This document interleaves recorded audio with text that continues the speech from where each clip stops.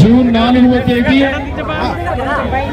కరెక్ట్గా సంవత్సర కాలం క్రితం నారా చంద్రబాబు నాయుడు అనేటటువంటి ఒక అబద్ధపు నాయకుడు, ఒక బోటకపు నాయకుడు, ఒక మోసకారి నాయకుడు ఈ ఆంధ్రప్రదేశ్ రాష్ట్ర ప్రజలకి అనేకమైనటువంటి అలలు కాని హామీలు, సాధ్యం కాని హామీలు ఇచ్చి నేటికి కరెక్ట్గా గద్దెనెక్కి ఒక సంవత్సర కాలమైందని మీకు అందరికీ మనవి చేస్తా ఉన్నాం.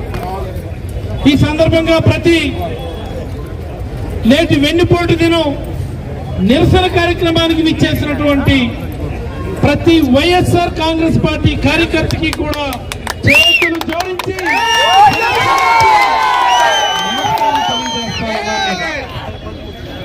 ఎన్నికల ముందు ఇదే తెలుగుదేశం పార్టీ నాయకులు ఇంటింటికి వెళ్లి చెప్పినటువంటి మాట, అమ్మ నీకు నెలకు 1500 సంతోషమా అని అన్నారు. బామ్మ నీకు నెలకి,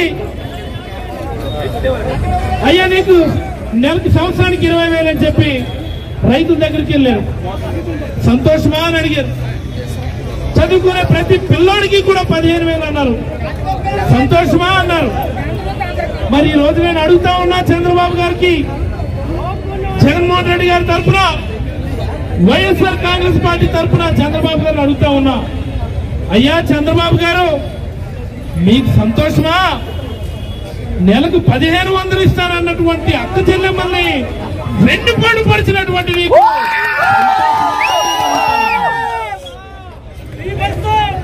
20,000 ఇస్తానన్నటువంటి రైతు సోదరుల్ని మోసం చేశావు.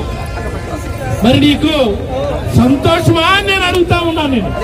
నేను పాపం చిన్న పిల్లలు, చదువుకునే పిల్లలు ఈ ప్రపంచంలో ఎన్నో వెన్నుపోట్లు చూస్తుంటాం. 2 వెన్నుపోట్లకి ఒక ప్రపంచ స్థాయి ఉన్నది. అందులో మొదటిది ఎన్టీఆర్ అనేటటువంటి ఒక గొప్ప నాయకుడిని వాళ్ళ అల్లుడు పరిచినటువంటి వెన్నుపోటు మొదటిదైతే, మరి ఈరోజు 147 హామీలు ఇచ్చి ఒక్క హామీ కూడా నెరవేర్చకుండా ఇది మంచి ప్రభుత్వం అని చెప్పి ఇంటింటికి వెళ్ళి స్టిక్కర్లు అంటించడం అంతకు మించినటువంటి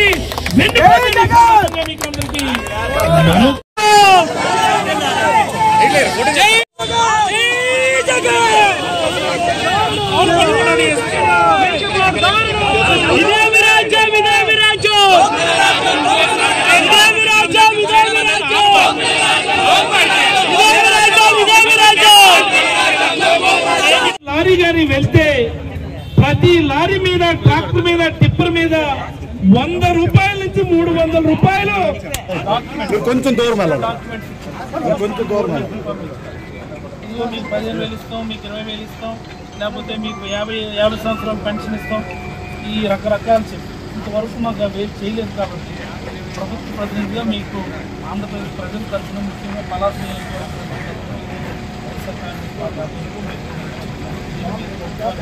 పంపించుకొని